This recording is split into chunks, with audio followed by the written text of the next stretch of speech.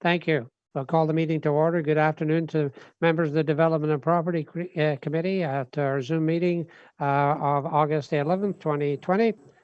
Roll call, I believe, has been taken, correct? Yes. Thank you. Disclosure of pecuniary interest and general nature thereof and any of the matters we're going to discuss today. Is there anyone who wishes to declare a pecuniary interest? Seeing none, adoption of the minutes of the previous meeting held on June the 9th, 2020. They're enclosed. Any errors or omissions to the minutes as distributed? Seeing none, I need a mover and a seconder to accept the minutes, please. Peter, seconded by Dan. All in favor? It's carried.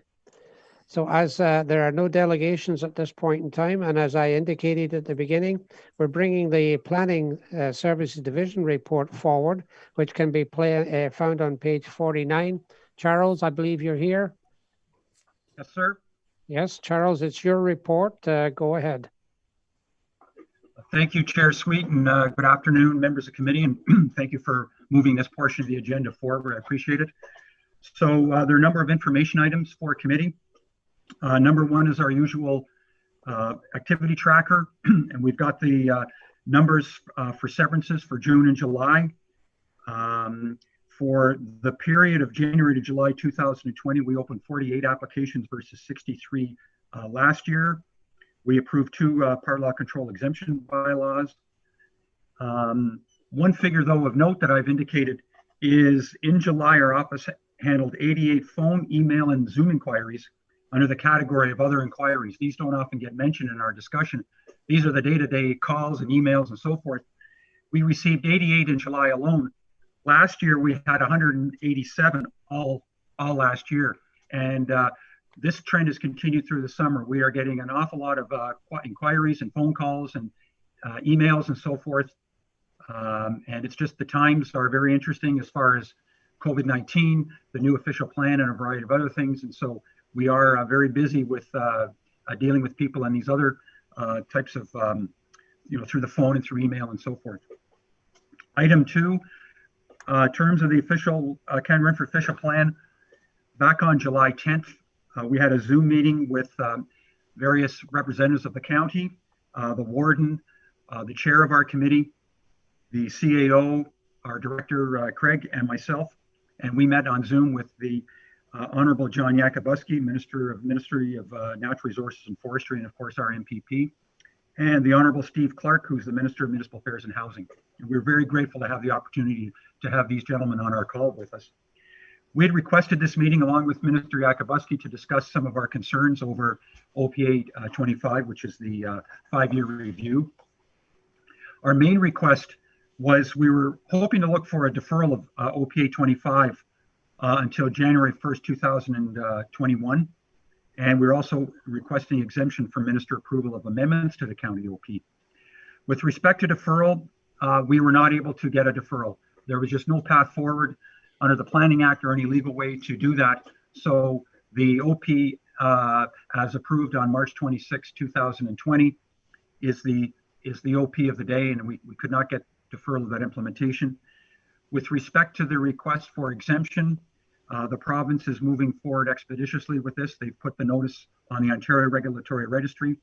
The 45-day public comment period ends on August 21st. And we are cautiously optimistic that we will get exemption. I think we're the only county in the entire province that does not have it. So this will be, we'll be joining the ranks of all our other colleagues. And what this means is when county council adopts an official plan amendment, it doesn't have to get formal approval through the ministry. It would come into effect, if there are no appeals, it would come into effect after a 20-day appeal period. So it would speed up the process.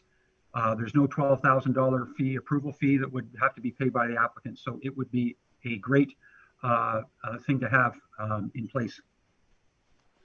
Number 3, this is an update on the COVID-19. And of course, the letter from the minister that I've attached on page 54 dates back to July. So it's a month old. And it's just advising municipalities of the province's intention to pass legislation called the COVID-19 Economic Recovery Act. And just another indication of where the efforts are with not only local governments and county, but also the provincial government dealing with COVID-19. And on a related note, under item 4, the Regional Planning Commissioners of Ontario and the Regional Public Works Commissioners of Ontario made a submission to the province to make changes to the rules and laws and so forth to speed up certain applications.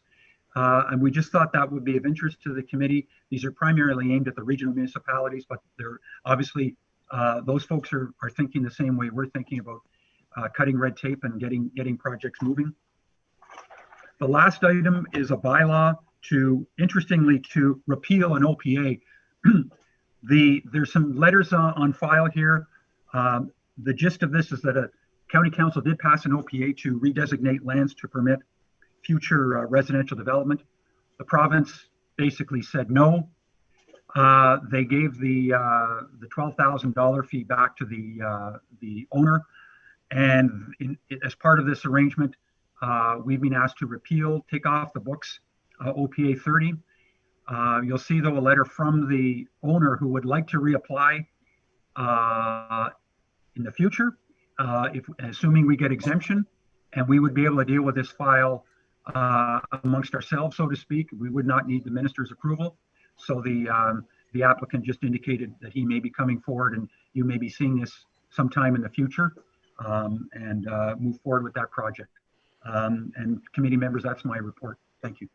Okay, let's go and deal with this bylaw item number 5. First of all, there's a recommendation that you see there that Development of Property recommend that a bylaw be passed to repeal bylaw 2720, a bylaw to adopt amendment number 30 to the official plan of the County of Renfrew at the next session of County Council. You see the background. If you're comfortable with this recommendation, I need a motion, please. Jab, seconded by Peter. Any discussion on that? Seeing none, I'll call for the vote. All those in favor? Opposed, if any? Then it is carried. We'll go back to the beginning. Thank you, Charles. We'll go back to the beginning of the Planning Division report. Item number 1, any questions on the tracker? Item number 2, the official plan meeting that we had.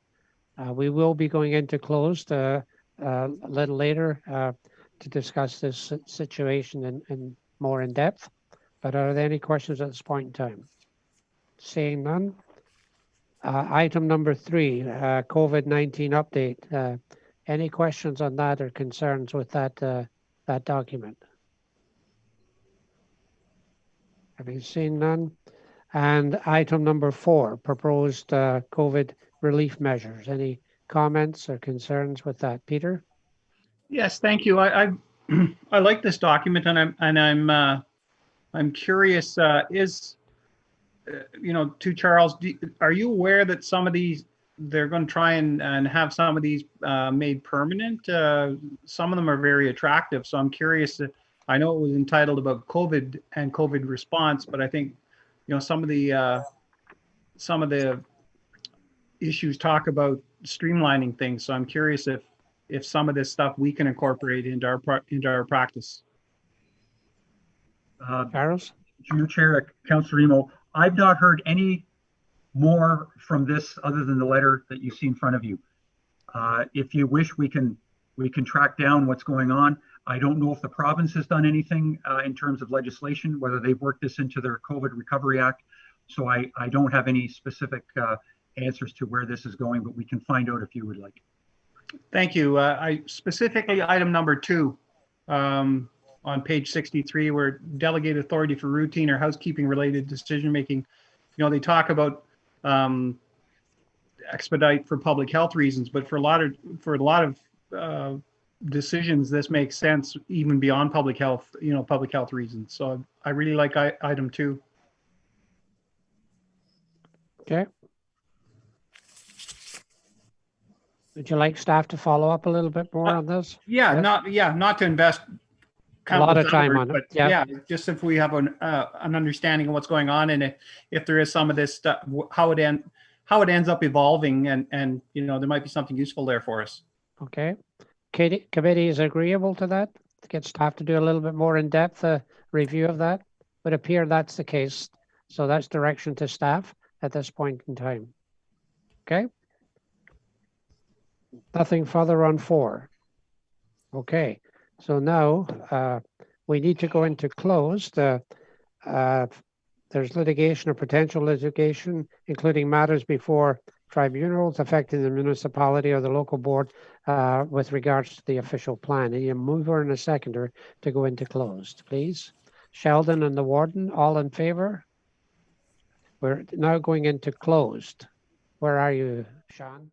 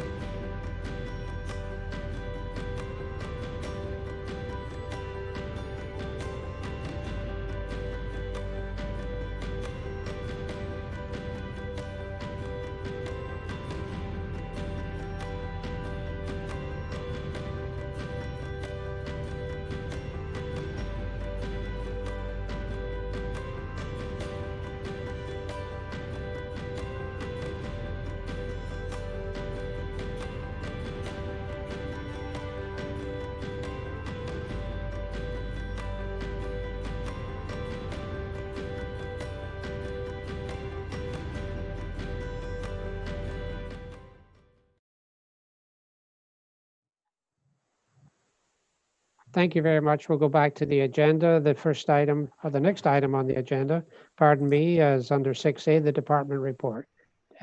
Craig, please. Great. Thank you, Chair, and through you to committee.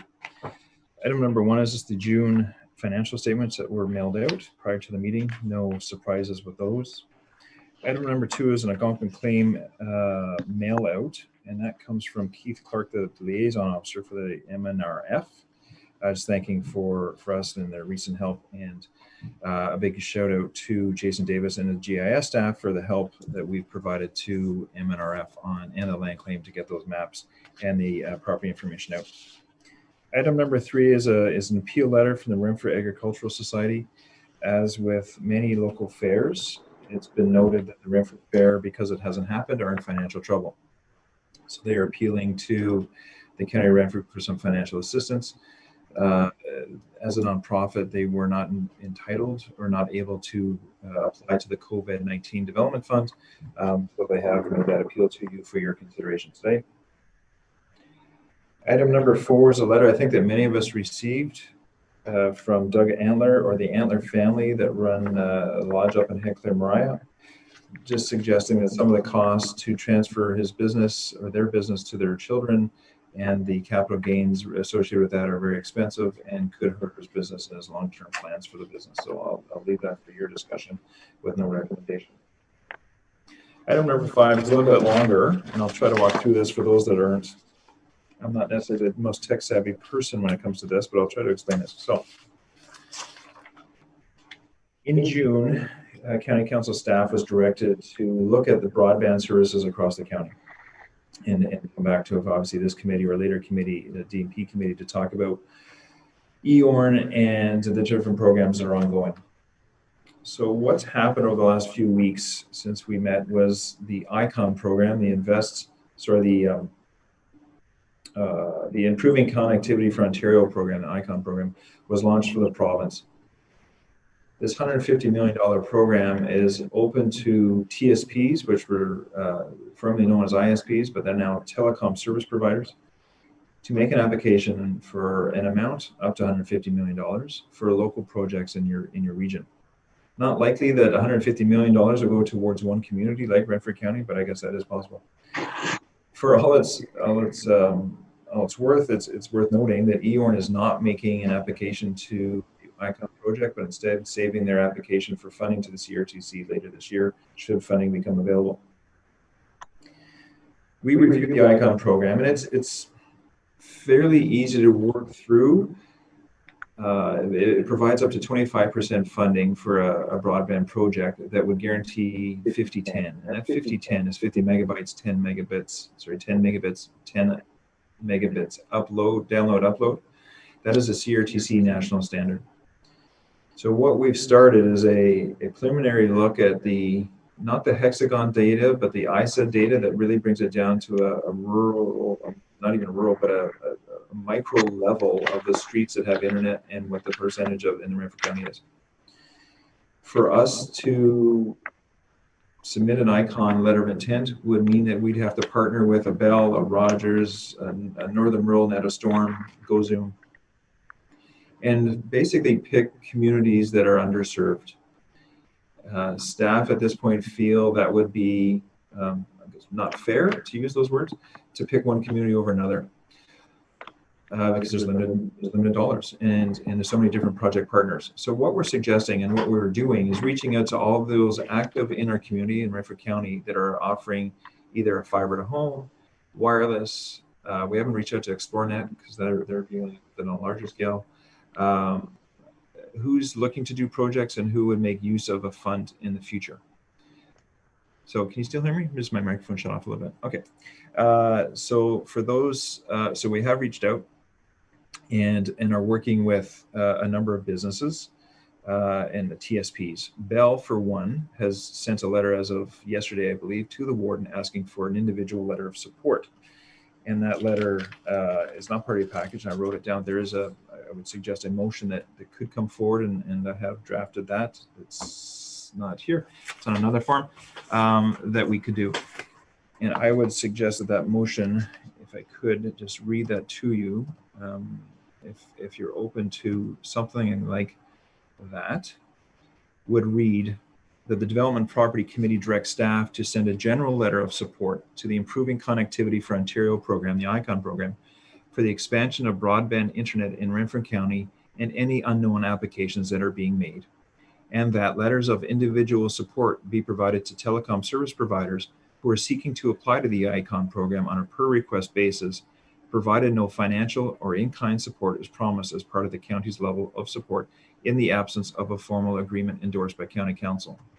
So really, in plain English, what we're saying is that the committee is allowing some latitude for staff to draft letters on behalf of the warden to submit to ICON generically, saying we support everything that comes in that we don't know about.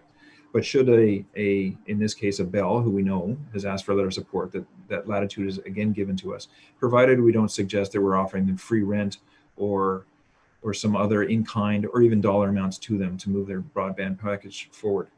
Not to say that those requests haven't been made by some wireless providers. They recognize that we own a number of assets, patrol garages, paramedic bases, trails, and otherwise large properties where co-locating a tower on one of our properties or one of our assets could make a lot of sense. And we'll review those on a case-by-case basis with committee and council should those requests be made. So that's where we're at with the broadband. It's a big apple to bite, and again, we're working through that with a lot of the TSPs or local ISPs. So with that, Chair, those are my 5 items in my report to date at this point, and open to questions. Thank you. Okay. Just need to unmute yourself, sir. Perhaps the host could unmute Bob. Bob will have to press his space bar or unmute himself. Can you just help him hit the...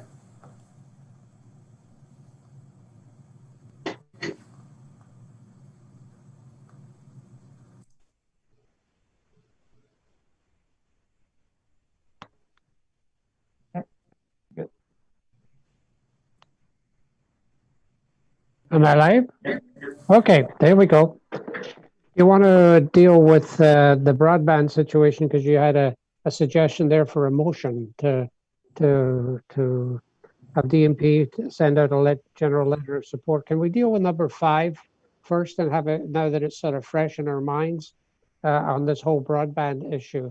I'd like to open it up for a general discussion on 5 with the understanding that there was a request by the director to send a general letter on behalf of or through the warden to the ISP or TSPs, you call them now, okay, for support for broadband within our community.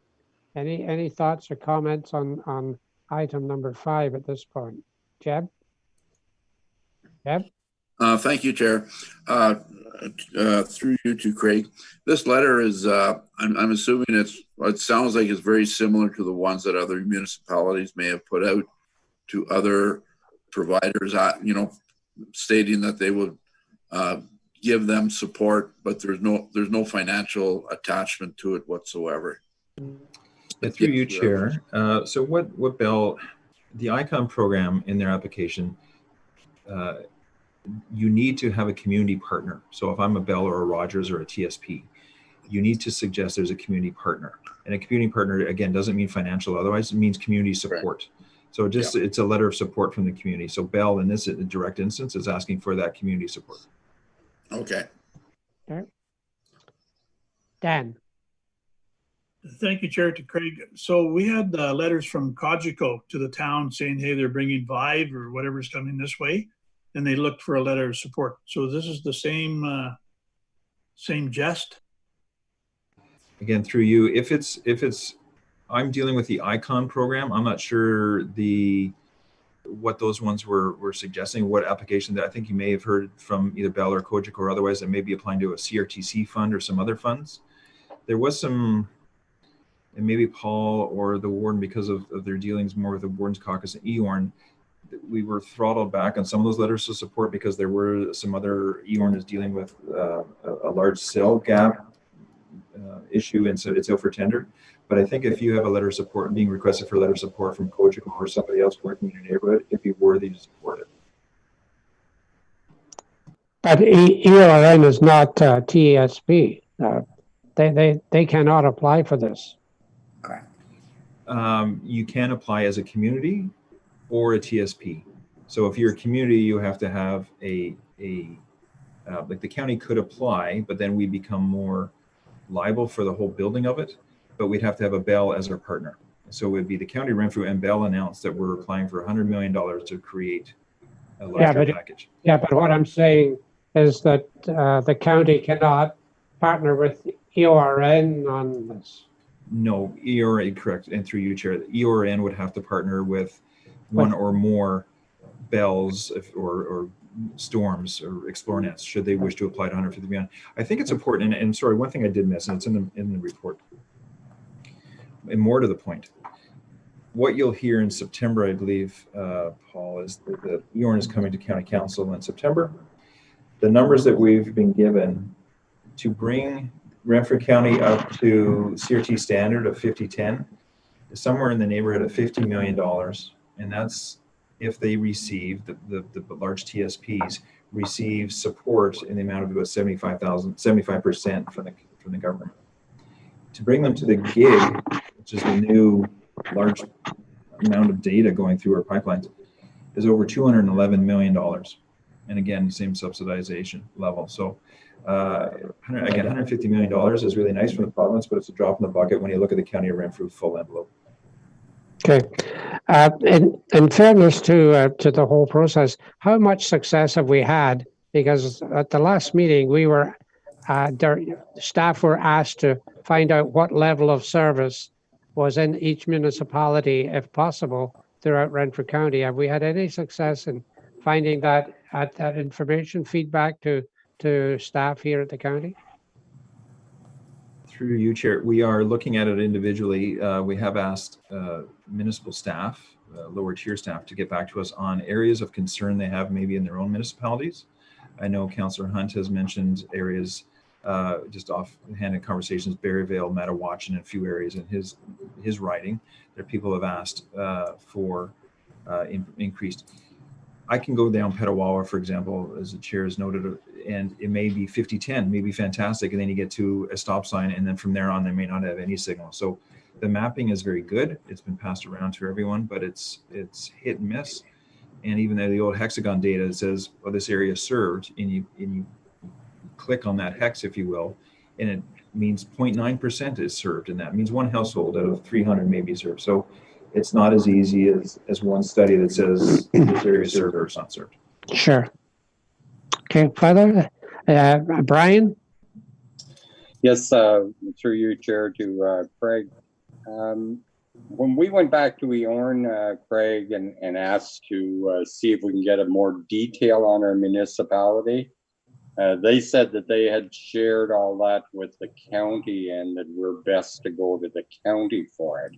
So I guess my question to you is, do you have a breakdown by municipality, that would show, the northern part of our municipality or the southern part and so on, and what kind of coverage we do have? Through you, Chair, we have mapping. It's now called it's available to anybody. It's the National Internet Availability Map, and it's fairly up to date, as we heard on an ICON webinar last Friday afternoon. It's fairly up to date, and you can zoom in on your road at the granular level of even the people between you and find out what is available in terms of a signal to that individual house or those houses on that street. Mm-hmm. When we looked at the map, now I got to admit that we did not zoom down to the actual road, but so is anybody taking on that as a project to see what kind of coverage there is through Renfrew County and where our, dire necessities are? On a very preliminary level, we're doing it as staff here at the county. I would suggest that's the whole conversation we get into, depending on who you talk to. Everybody's in dire need. Okay. There is no community fully serviced with 5010. And I would suggest only the very large urban ones, the Petawawas, the Armpars, and Renfrews, are better off than some others, but they're still not fully serviced. And even there's large Okay. gaps on internet. So to get down, it's not an easy question to answer. Sorry, Councillor Hunt. It's just, it really is. I might say that Mattawatchin Road has 5010, and then you drill down and 4 houses, then nothing, and then 3 other houses, and then maybe a little bit. It really is, as hydro poles, quite honestly, get improved, and Bell and Hydro work together to put a heavier fiber down the road, and things get upgraded. It is that granular that it's not blanket to say 92% in Petawawa is good, because that other 8% may be important, right? Or quote unquote important. So you have 1 or 2 gentlemen and families in Mattawatchin who express that they are in dire need of internet. Well, Okay. you know, so thanks for that.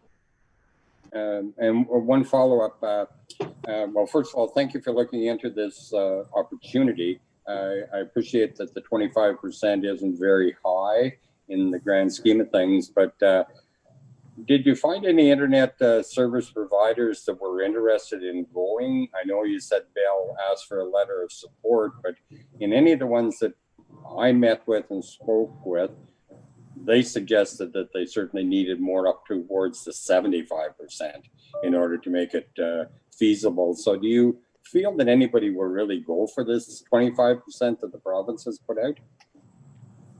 You, Chair, I absolutely do. We're working with a number of them. I mean, so there is about 6 active folks in Renfrew County, Northern Rural Net, those in Storm, Whitewater Internet, Bell, Roger, and Kojak.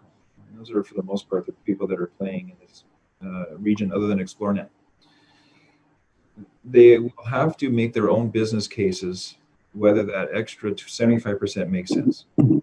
So, for example, in your community, if I put a wireless tower up in Berryvale, will I get 100% coverage of all those houses in terms of a 5-year commitment or 1-year commitment to pay back the infrastructure dollars that need to go in there? Or if I put a tower up in Mattawatchin, do I get 1 person? So they will. You are right. I've heard many folks, including the big ones, Bell and Rogers and the others, they require up to 75% or more to make the business case, because it's just fiber to home is way too expensive.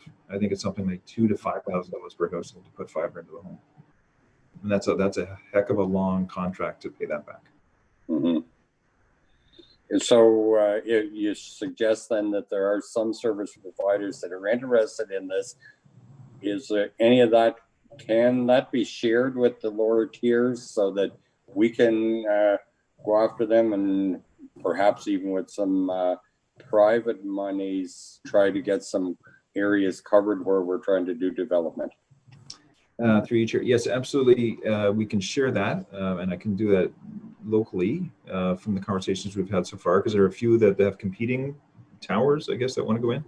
What I'd also suggest is that you seriously consider your own infrastructure, whether you have a municipal garage on high ground or a water tower or otherwise, that you may look at leasing with a favorable lease arrangement for these towers, or otherwise that would stretch the internet signal further. Well, you hit exactly on what I was thinking. Is we can approach them, but it would be good to know the people, the companies that are interested, so we could go to them. So if you're able to share that information, it'd be invaluable. Absolutely. Okay. Thanks. Thank you, Paul. Thank you, Chair. Just a question for Craig with respect to the mapping.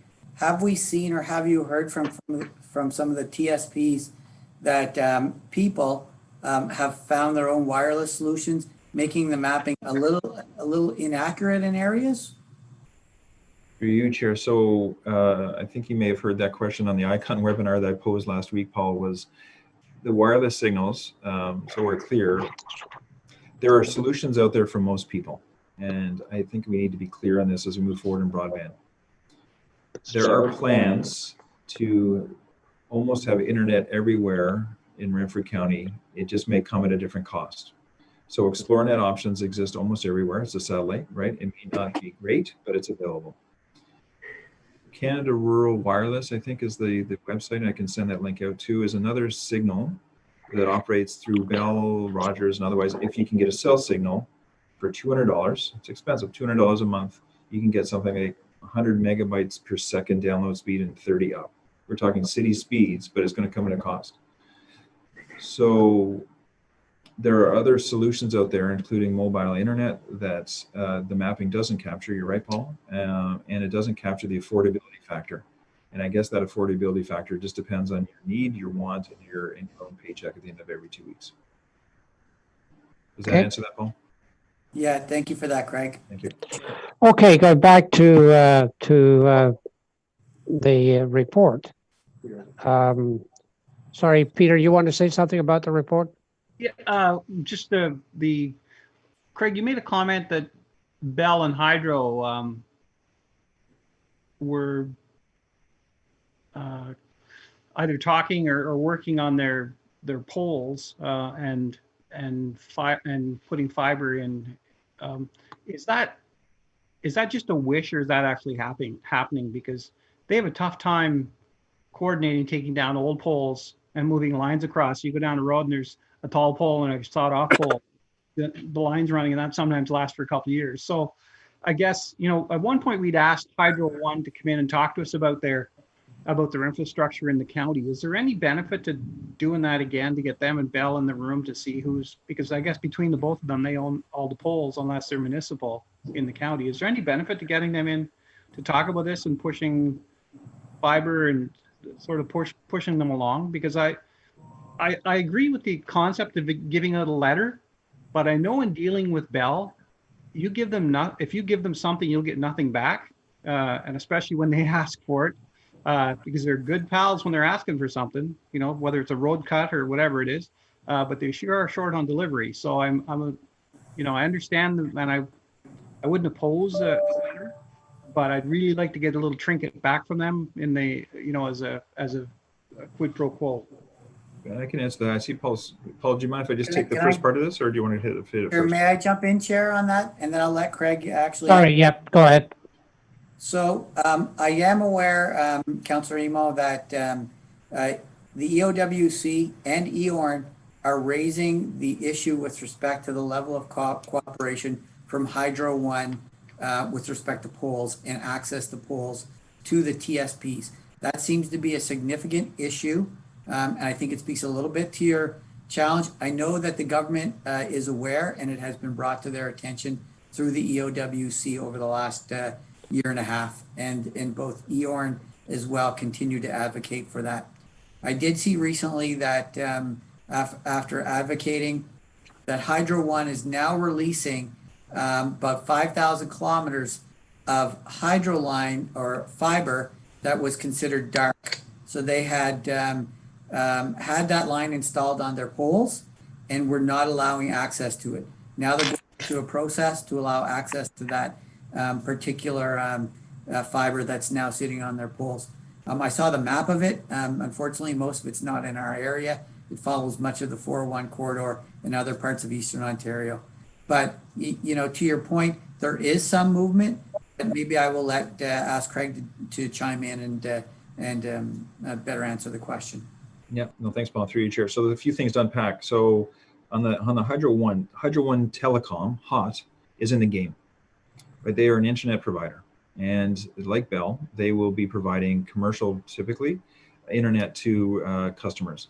We've been in conversations with them. They are making a play to extend the fiber. If you see the big T3 transmission lines, there's obviously the big wires that run down. There's a single wire that goes on top of those towers. That's fiber. So they're making a play to bring that from the northern part, North Bay and Mattawa, down in through our area. And we've had very, very preliminary conversations with them. They have to do some rerouting around Garrison Petawawa because of the firing range. So we've had some conversations with them on some assets we own in that area. That's the one part of that. The other part is Hydro One has very old infrastructure in terms of the poles.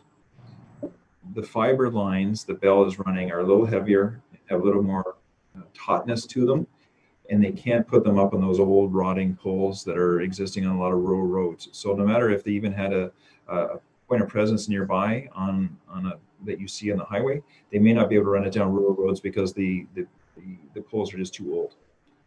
I think we just lost Councillor Emo somewhere. Yeah, we did. So there's a few things to unpack in that whole conversation. Okay, and then we'll go to the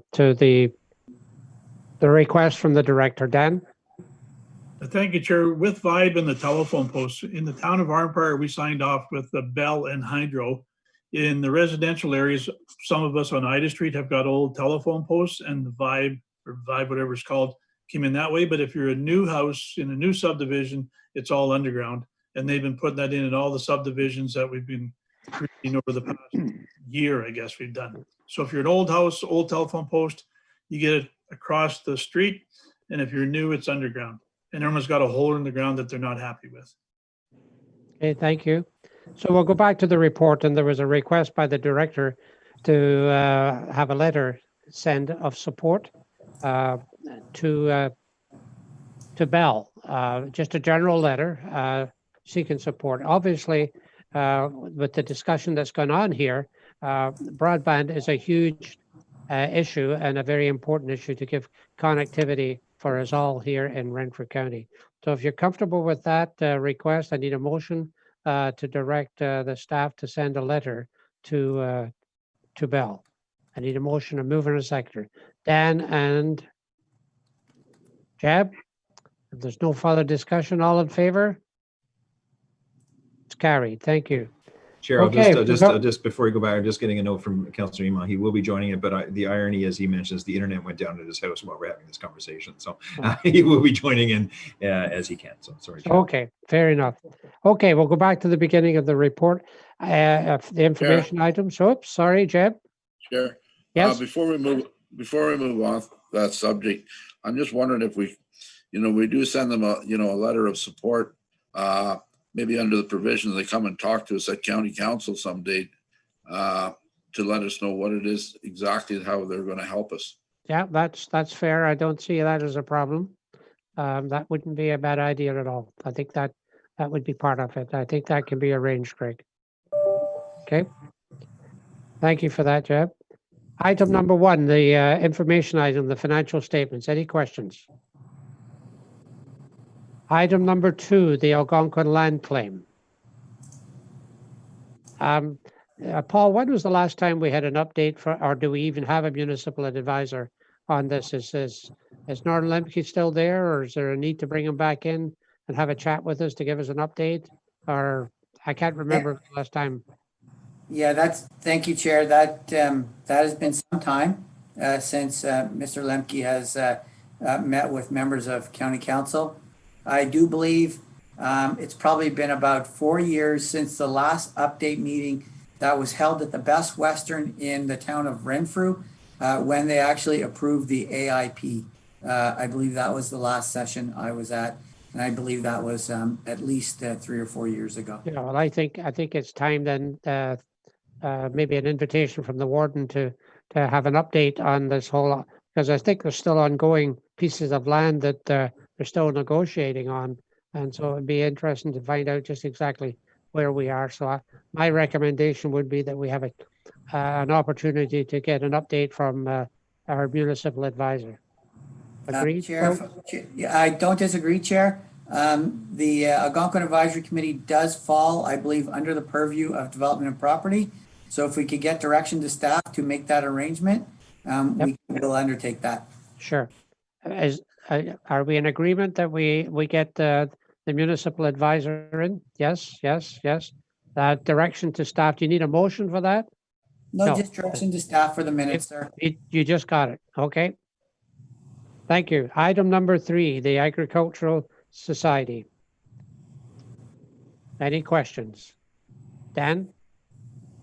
Thank you, Chair. Their letter was dated 19 July, and last week got the provincial bulletin that there was 410 or 450 million for nonprofit organizations, which included the Legion. So I'm thinking the Agricultural Society would fall under the same umbrella. Yes. That's a possibility. But we'll just receive that as information. Okay. Item number 4, helping small businesses survive. Any questions? Then we'll receive that as information as well. Thank you. Then we'll go to economic development, which can be found on page 34. Alistair? Where are you? There you are. Hi. Thanks, Chair. Good afternoon, committee. Yeah, so our economic development division report. Item 1 is regarding the Sprott School of Business and the business they run, essentially Sprott Consulting Partners, and it's a Carleton University MBA program. We're working with them on 2 projects they're doing. One's a resort development project, a resort village, equestrian village, and it's really redeveloping an existing resort that's now dormant. And the other is regarding Algonquin College campus in Pembroke, and it's to help them identify how to more effectively market and sell and attract students to the outdoor adventure program and the outdoor adventure naturalist programs that are 2 pretty big programs that the college runs. So it is interesting to have the advisors to the Sprott School of Business, who are many very leading business people out of Ottawa, venture capitalists, more involved in our county, and also really helping out, probably some great input for the college to help, especially with COVID, to help sustain the numbers. Item 2 is just, we do have a site search on for a food processing facility. We don't have much food processing here, so it's kind of exciting, but 10,000 square feet, but we're competing with, I think, a ring all around Ottawa area. There's a desire for close proximity to Ottawa. Item 3 is about our farmers markets, generally in our Tastes of the Valley events that we oversee. And it's just staff, David Wybu largely has been working closely with all the farmers market vendors in the health unit as a liaison to make sure that our farmers markets are as attuned to health unit as possible. And of course, our Taste of the Valley events run as a super farmers market, and we're working with our Taste of the Valley hosts. And there's a lot of, precaution being exhibited by specifically for our Tastes of the Valley, from our end here at the county, as well as from the host municipality sites. It's a challenging year. Farmers markets that are operating are following the protocols and precautions. So fewer vendors, fewer buyers, and sometimes more congestion, need for more control and oversight, supervision. So we're concerned about Taste of the Valley events being able to go off correctly and properly and safely in these conditions. Item 4 is just an update, a brief update, and you're going to probably hear more from Director Kelly. Just that we're working county economic development and enterprise Renfrew County working. And through the process, we did direct consultations of helping them with the economic recovery, essentially the business development funding applications with 43 different businesses. So it was good interaction with our businesses as well. Item 5 is just another, again, essentially helping with an investment decision, a multi-unit residential building. And we've seen some recent new activity here. We have a rental property shortage in most towns across the county. And Renfrew's had one large announcement recently. Petawawa, Pembroke have had some builds.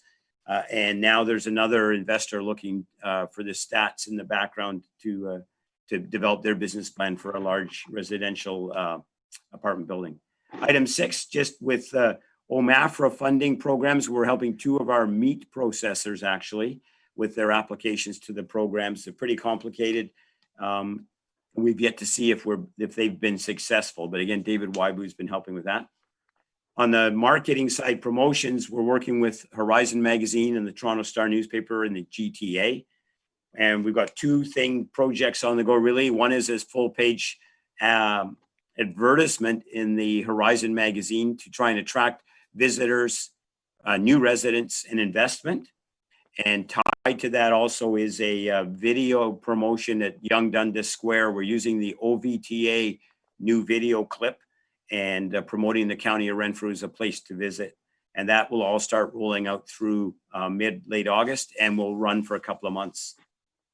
Just item 8 is just a few numbers summarized. Now they're not they're as accurate as we could find from our surveys, but just for committee's interest that through COVID and through a normal cycle, businesses close and businesses open. But for the recent 6 months, there's some numbers we have, and it's for committee's information, and it's certainly COVID did close quite a few businesses that we know would still be operating, and yet we have some new businesses as well. So it really took the wind out of, I think, what would have been an excellent year or two for the county of Renfrew. Chair, that's the ECDEV report. Thank you very much. Go back to item number 1 for information. Any questions or comments on item number 1? Item 2. Warden? Thank you, Chair. I just wanted to make a comment, actually, that I really appreciate the information in the report talking about how that we're helping, a manufacturer, we're helping an investor, helping food processors in our area. I think that's really important for us as committee members and county council to know, but also members of the public to know what's happening within our economic development department. So thank you for that information, Alistair. Thank you. Warden. Further on 2. Go to 3 then, Taste of the Valley. This has all got to be done safely and within the guidelines of the Renfrew County District Health Unit. And that's going to be difficult unless they start changing the numbers, 50 indoors, 100 outdoors type of deal as far as gatherings are concerned. But it has to be done in a safe environment, and it's going to be a challenge going forward, Alistair. On 3. Absolutely. Item 4. Where's Craig? Oh, he's right next to me here. I'm back here. I'm looking. You're looking at me, looking up here. Well, With- just hang on a second. Sure. I'll get Craig to tidy that up at the end of this report. Item number 5. Any questions on the multi-residential building? Item 6. The advertising campaign in the Toronto newspapers going well. And I'm surprised with business closures and openings. Yes, you're right. While it's not complete, I guess, but I would have lost a bet in the number of businesses that are closing, but it's healthy to see the number of businesses that are open. And that takes courage during this COVID-19 environment. And hats off to those who are taking that leap of faith to open a business during these difficult times. So that's nice to see that number down there too, Alistair. So thank you for that. I haven't seen this before, but that's very important. Anything on number 8, folks? Then we'll go back to number 4, and Craig, the floor is yours. Thank you, Chair. And just with your indulgence, I'm share my screen really quickly on the latest task force presentation that was made on a few weeks ago, if I can find it here. Actually, I can just do.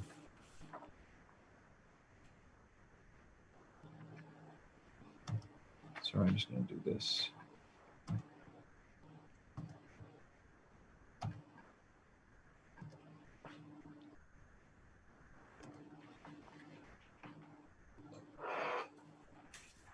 All right, so thank you, committee. Once again, the task force was struck a few months ago, and was a great initiative from the County of Renfrew to reach out on behalf of all elected and staff to reach out to local sector leaders. We met last week. It's basically a wrap up, but the key part we're going to hit was what's been going on in our last few months. So of course we went through the response and largely limited to the health crisis. But then we started to see things opening up. But we focused on phase 3 and the recovery efforts and how we could assist the businesses move forward, as Alistair and his team have already identified. So throughout the meetings, several action items were identified, 5 specifically. One was in no particular order, so I haven't numbered them, but to deal with infrastructure projects from municipalities and pressure the upper levels of government to release more funds for infrastructure dollars to flow. And it's an ongoing process, of course, and the warden may speak to that later. A buy local or shop local campaign and the launch of that and support of that. More funding programs and individual funding programs, and more on that as we go through this.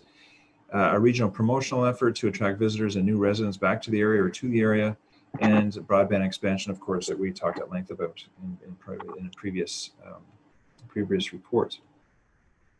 So just one by one, municipal infrastructure, it's noting that 2020, the original survey of all the municipalities, including our own, over $73 million is being spent in Renfrew County.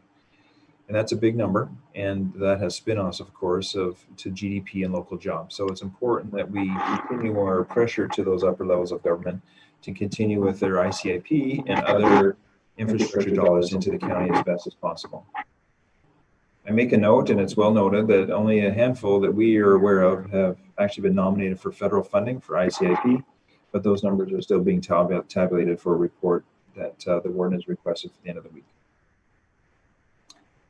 Just a quick slide. This is more for the task force, but council members are aware that we did have a resolution earlier this year speaking to this exact fact. The Shop the Valley campaign has been successful. These are a snapshot of some of our social media pages, encouraging people to spend and share, tell people that spending money locally or the big spend in Renfrew County will make a difference to everybody's livelihood moving forward.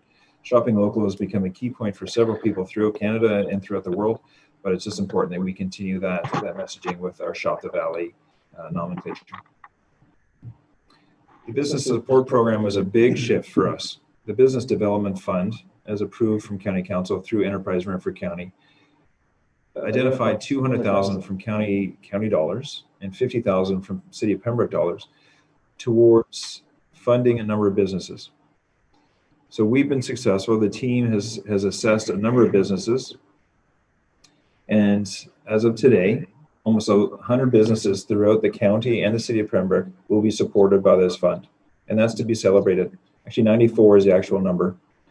So we started out thinking $200,000, 50 each, it'd be 40 businesses. But we're able to, with the county proportion of dollars, fund 69 businesses, and the city up there is to 25 businesses. So not all receive the full 5,000, but at least a lot of them, based on their project, would receive a portion of that.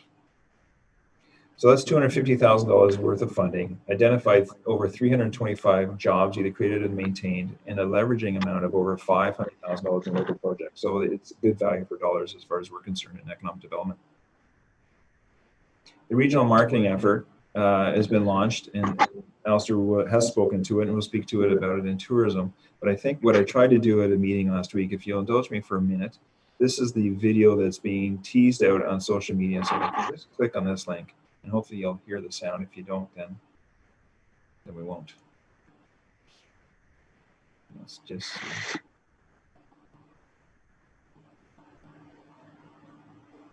Hope my broadband is better than Councillor wants to. No, it doesn't seem to be working today. So sorry about that. So the regional market effort has happened. And what we were able to do was get some dollars. So the team invested several dollars or invested time and energy to a province's Tourism Economic Development and Recovery Fund program, and it was successful for $105,000. So economic development, tourism were taking some of their marketing dollars along with this $105,000 and promoting the valley exponentially to what we've done before. Sorry, I'll just try to sneak this forward. Again, on regional marketing effort, we're seeing some of these articles appear in some of the news that June sales are way up. And we're noting that as we move forward. I think the chair will speak to that because these numbers are in the report somewhere or have been distributed. That June house sales and cottages are breaking records. And we're seeing that from even local realtors who I've spoken to is they can't keep the inventory in stock. So we're managing that expectation, of course, in broadband, and some of these other pieces of Shop Local are integral to that as we move forward. Broadband expansion, we've already spoken to this, but our business leaders and sectors on the task force have spoken and said this is a big thing for them as well. And then just we thank the task force for all their help, and we're all in this together, and we'll be communicating to that with them as we move forward. So, Chair, that's just the task force report. Thank you very much. Thank you very much. Any comments? Dan? Thank you, Chair. Just in case I disappear, we got heavy storms and lightning and thunder here in the Prior. Okay. Father, any comments on the task force? Warden?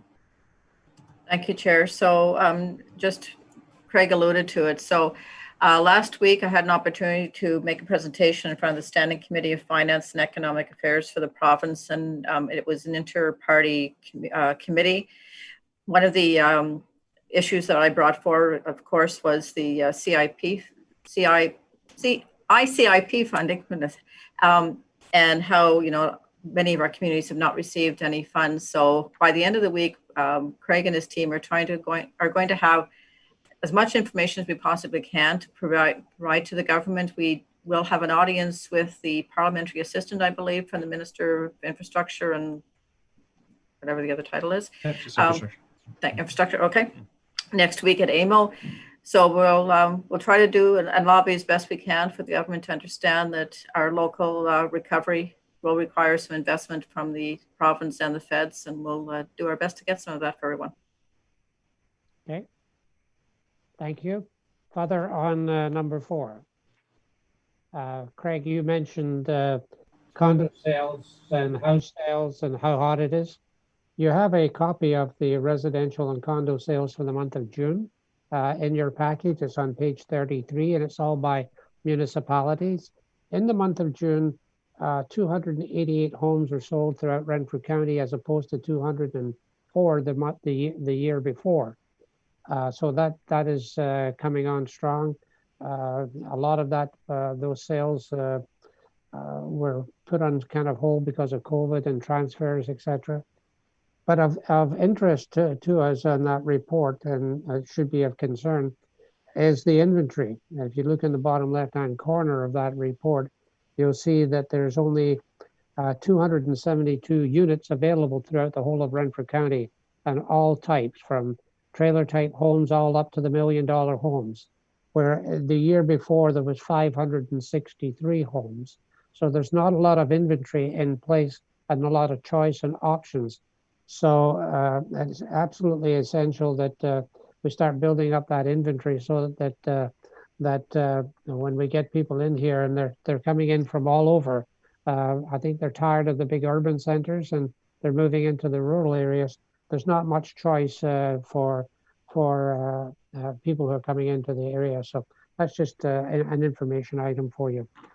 Further on 4.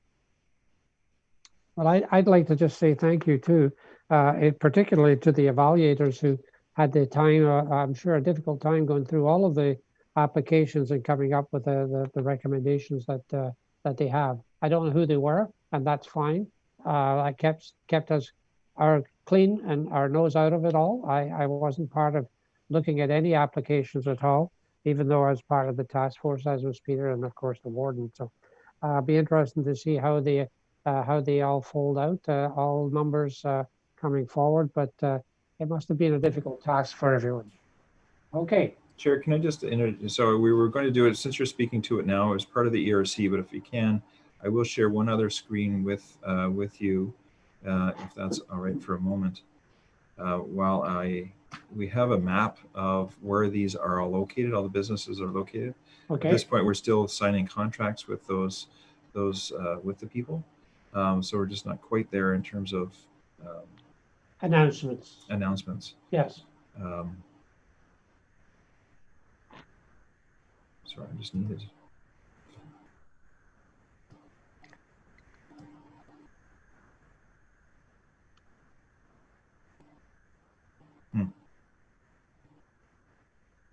At this point, I'm not able to share that for some reason. Okay. So I'll what I would do is send that out to committee members and make that available very shortly. If by the time I get to ERC, I figured it out, Alistair, then I'll share it at that point. Okay, fair enough.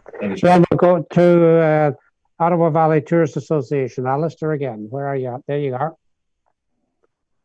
Thanks, Chair, the OVTA. And we've heard a little bit about item 1, the love letter video. I didn't title it. So working with Ontario's Highlands, and all the members of Ontario's Highlands did a video about their community, because we had some funding to help with this. It had to be utilized only for local marketing. Again, this is the monies dictated that we follow the pattern of opening, of gradual reopening. So this first one was for Valley residents, but we know it went far and wide on social media because it was such an excellent piece. So that video, which you may get a chance to look at, but there are the links if you want to see it. Very nice. And it gives us material for lots of future promo use. So that one has been out really, if you will, in market for a month now or longer. And interesting that a couple of our realtors are specifically asked permission to use that video in their promotion and sort of as they introduce clients to our region, to the Ottawa Valley. Item number 2 is just the fact that the second love letter will come out. And this is where now we're allowed to, it's another love letter, Chair, where we're allowed to reach further. So we're going all the way to the GTA, the Golden Horseshoe, and the near north with again, another video message. And this one will focus, instead of the soft, gentle sort of hiking and paddling and art, painting and the beautiful wilderness places, more of our traditional campgrounds, boating, fishing, whitewater rafting. And this will be broadcast much further, shared much further much more widely. And item 3 is just the fact that through COVID, we did our virtual AGM, and we have a board of directors. There were a few changes. And again, just recognizing all those people do give some good time and good advice to us as the board of directors of the Ottawa Valley Tourist Association and the industry representatives. And item 4 is a pretty significant interest as we go through really sorting out how OVTA can remain relevant to the industry and do a better job of serving the industry, and to overcome a lot of the, you know, in all honesty, the turmoil that was caused by our sharing of information about the municipal accommodation tax, and it annoyed a lot of members. We've been thinking about free membership in the organization so that we can represent all tourism operators in the Valley, not just the members who pay the annual fee, because the ratepayers of the Valley are the primary overall supporters of OVTA. So we've moved ahead with that. It was very well received by our members. And I just got an email during this meeting that and new members are coming on. So new businesses that were very small in some cases and just didn't bother with the membership. So we just signed on another we have a fly fishing guide business in the Valley. So we're joining the Rocky Mountains and Wyoming as far as being a fly fishing capital. Mm-hmm. So that's just for information to committee, and fiscally we look to be in a good position to carry on without the approximate $20,000 a year of membership revenues. It reduces a significant admin burden from staff as well. And we are down 1 staff person. Item 5 is just that we have received some funding through the RED program, Rural Economic Development, run by OMAFRA. So we have a young man, he's a graduate of Algonquin College. He's been out surveying all our trails and routes, remapping, taking new photos, rewriting the descriptions, and they are going to be much more extensive and expansive and informative than our older version of Valley Explorer. And it's being developed into mobile and web-friendly, computer-friendly format, so that the way people travel and operate now is on their handheld device, their phone or their tablet. And this will be suitable for that application. And the other part of the money is going to support our industry survey. And as we reorganize, we're surveying our industry and all other related stakeholders, including community leaders, and developing new strategic plans. So the funding is going to help with that. And Chair, that is our OVTA report. Thank you very much. I'll go back to the beginning, the love letter video. Good choice of words there, Alistair. Any comments on number 1? You're a romantic, aren't you? There you go. No, number 2, the second love letter. You're getting good at this, Alistair. Nothing? Okay. Congratulations to the board of directors who give up their time. We appreciate that. And item number 4. And funding, item number 5. Okay. Go to Enterprise Renfrew County. Thanks, Chair. So Summer Company, despite COVID, we're running Summer Company, our youth student entrepreneur program. 6 students, we had 7, we lost 1. very challenging for the young people to make sales, and they're judged on sales levels. They have to make some targets, but they're giving it their best shot. And you can see there, pretty nicely spread across the county as far as where the businesses operate, and some interesting new types of businesses. And that's for the information of committee. And item 2 is Starter Company Plus. That's our other training program. These are the 2 main programs we deliver on behalf of the province of Ontario. We typically have 18 to 25 clients in a cohort. We only have 12 in this one. And again, it certainly is a reflection of COVID. If you are able to delay starting your business, certainly some of our entrepreneurs have done that. Item 3 is about assistance for some agribusinesses. One of our Starter Company Plus program clients is from a big farm family, the Dicks out in Douglas area. And she's offering her services, and she's linked up with some marketing and video content development operators in the Burnstown area to help agribusinesses do a more effective job of marketing and selling and online selling at farm to gate and just promoting their farm.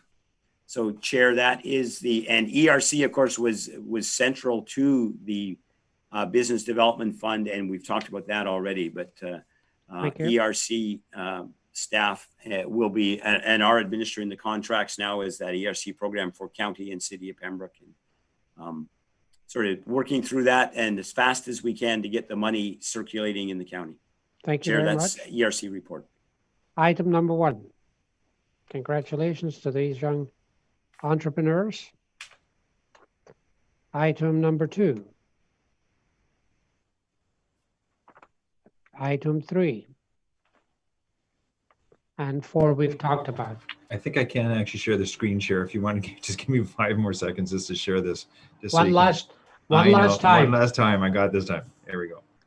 So there you see the disbursements of funds all the way from northern Renfrew County down to the west and into the east, and of course Pembroke with their submission. So you see that the dollars for the grant has gone far and wide and should make a major difference to these businesses that have suffered over the last 5 to 6 months dealing with the COVID situation. So again, thank you, Chair.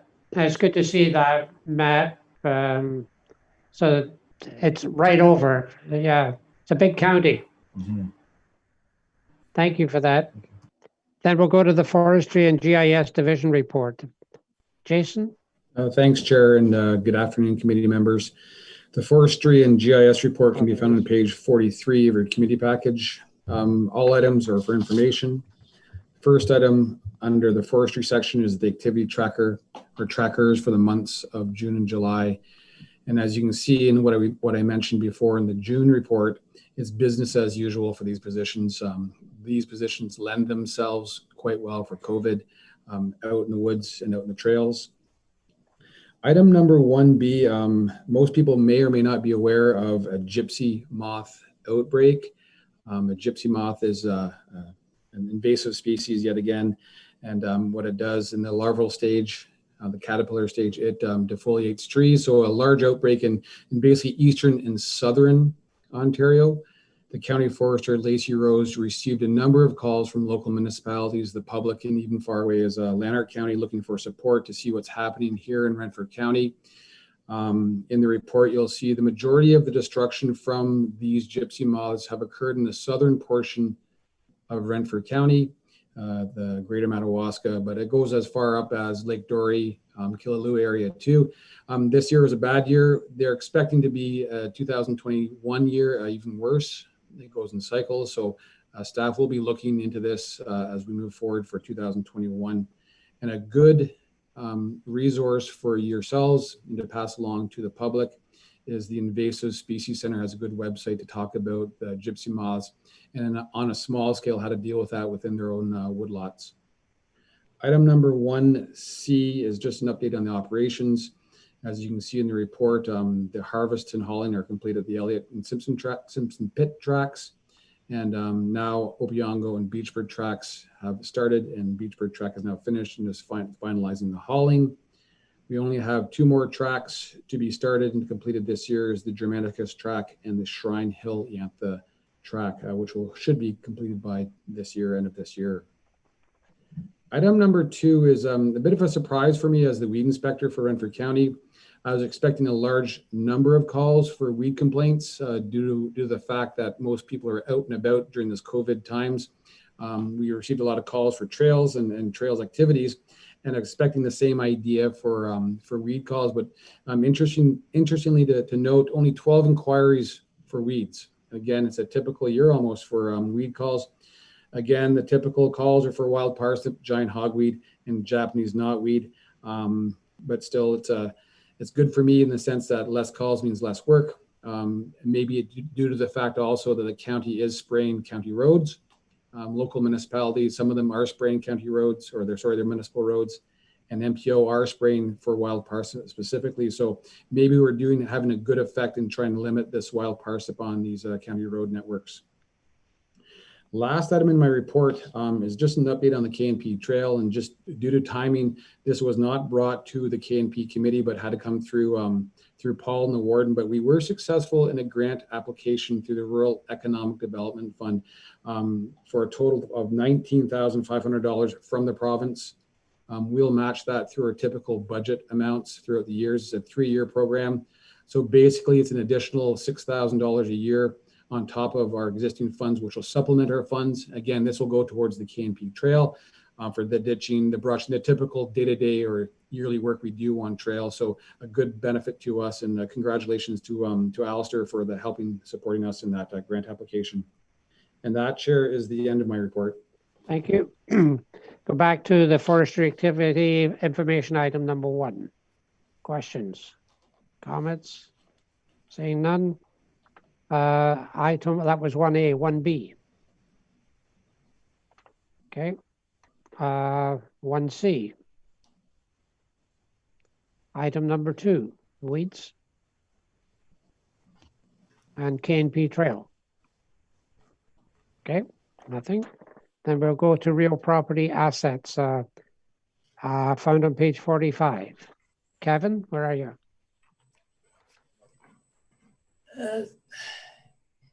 See me yet? Oh, there you go. Okay. Thank you, Chair. No problem. Item number 1, real property, the project's update. Appendix RP1 is a summary report of all the projects currently underway with the division. Item number 2, the real property of the 2020 capital projects. Appendix RP2 is a summary report of all those projects that were approved in the 2020 budget year. Item number 3, the service delivery improvement project at the County Administration Building. The general contractor, Jumac, has mobilized and been on site since the last week in June. They've initiated safety and COVID-19 protocols, and they're all in place. Phase 1 of the project has been started, and all the areas have been hoarded off. The contractor has its own separate entrance for all his staff. Staff are required to sign in every day, check for the protocols, and there's very little interaction with the contractors and staff working in the building. Phase 1 is the development of property and public works renovation on 2nd floor east wing, as well as the Hard Rock Cafe and the new front reception area, which will be above the Hard Rock Cafe. And that area is to be complete by October the 1st. Some of the status so far, demolition is probably 90% complete. Electrical and mechanical rough-ins, as well as the new floor layouts, walls have been started. The ramp at the front entrance has been removed. And right now we're preparing for the new steel beams and columns in the Hard Rock Cafe area that will support the new reception area above. Phase 1B, which is the new courtroom area, was started on August the 4th. This area was previously the classroom and was leased by the health unit. It was turned over to the county on August 1st as part of the renegotiated lease agreement. And the courtroom is expected to be completed in December, as that lease at 141 Lake Street expires December 31st of this year. Item number 4, furniture procurement request for proposal. An RFP for furniture supply and installation was initiated July 28th. It's an RFP for interior workstations for the new floor layouts for the service delivery improvement project, as well as furniture for the new collaboration and lunchroom area. Funds were budgeted for this as part of the approved project budget. The RFP closes on August 11th, but that has been changed to the 14th. Item number 5, a new pylon sign at the County Administration Building. As part of the 2020 capital budget, $50,000 was allocated for a new pylon sign with an electronic reader board at the facility. We initiated a request for proposal. It closed on July 23rd. Part of the RFP also included 2 signage directories, one for 7 International Drive and one for 9 International Drive, identifying the various departments at those driveway locations. We received 7 submissions and we were quite surprised by that, and we are currently evaluating the RFPs. Item number 6, POA lease space at 141 Lake Street. We received a request from the landlord at 141 Lake Street about the possibility of sharing the provincial offenses washrooms with the Renfrew County and Health District unit from October 31st to December 31st of 2020. The renovation project at that facility has run into some concrete slab issues, and it appears that it's going to challenge the November 1st occupancy date for the health unit. The lease for POA, as I said before, expires December the 31st at that site, and they are scheduled to move in the county about the middle of December. The county has agreed to make every effort to accommodate the request by the landlord down there. The October 31st date for the health unit to vacate this building is a very critical time frame for us. We need that area for our social services renovation to start. And we're just, if there's additional delays, then we're going to be faced with additional lease costs for those areas that are leasing from other landlords, as well as the potential for delayed claims from our general contractor. So it is a very critical date, that move out date for the health unit. And that concludes my report, Chair. Thank you very much, Kevin. A busy time for you with all that's going on. Item number 1, the update. Item number 2. Item number 3. Sorry, who? Me. Oh, you. Oh, Yeah, that's it. I'm just across the table from Chair. I think maybe I didn't want to interrupt Kevin at the time. And first of all, I want to say thank you for all this hard work to date. GMEC has been very, very forthcoming with changes, and it's been a good success. But what I thought I could do, with your indulgence once again, is share my screen and show where we're at with some of the project pictures. And if that's okay. sure. I'm sure we all want to see the progress. I'm sure you won't mind. So I will take you on a bit of a trip. So this is where we started, right? We started with the rocks, and I think there was a previous warden. And I've got a whole bunch of figures on here. Is that what you want? Do you see the rocks? Not yet. We're just seeing the JPEGs. We don't see any. Yeah, we're seeing your files. My screen is paused. Okay, hold on a second.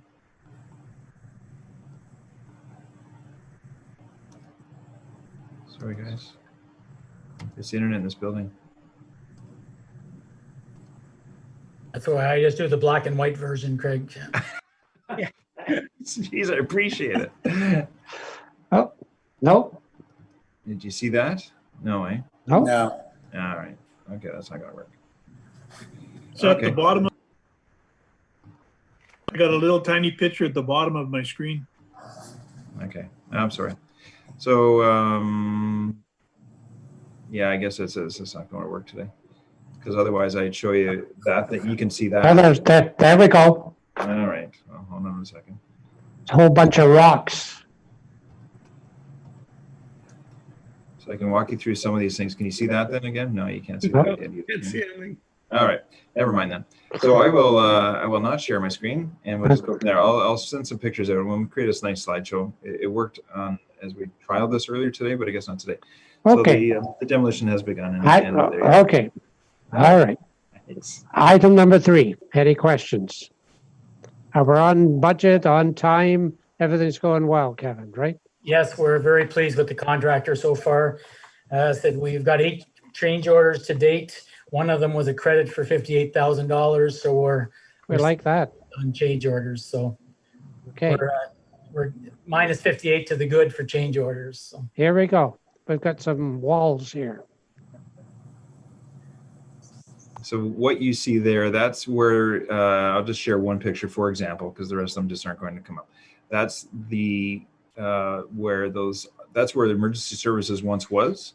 So their whole office has been cleaned out. Those new offices that have windows in them, those are 2 new offices for Lee's group, the Public Works group, and that's where the White Pine boardroom once was. So you'll see that the work is coming along. All the T-bars have been made clear of the ceiling tiles. So that's an example of the cleanliness that's ongoing in this building and the work that we're seeing. So again, thank you very much. Okay, fair enough. Okay, item number 4. Item number 5. I think that's going to be a good addition, the pylon sign. An information type sign. Paul? Thank you, Chair. Related to the front entranceway and the pylon sign, this year following a request from a community group to fly a flag, we realized that we did not have a flag policy. So committee should expect that. I suspect that policy will come through F&A and be provided to DMP as information, but that will come this fall to committee as well in terms of a new policy for the County of Renfrew. Mm-hmm. I'll talk to you about policies on flags a little off camera. Okay. Item number 6. Debbie, sorry, Warden, pardon me. Thank you, Chair. And sort of like talking about flags, this actually seems like a red flag to me. So I'm concerned that it's the landlord approaching us, asking us to share the washrooms with the health unit. In late March, I was on a teleconference, and at that time, the Board of Health representatives were asking us to, well, they said they could not vacate their area downstairs due to the fact that COVID-19 was very stressful for them. They were concerned that perhaps their services would be interrupted if they moved during COVID, their phone system. I was assured numerous times during that teleconference by the vice chair of the board that had it not been for COVID-19, they would have been ready to move into their new facility at the end of June.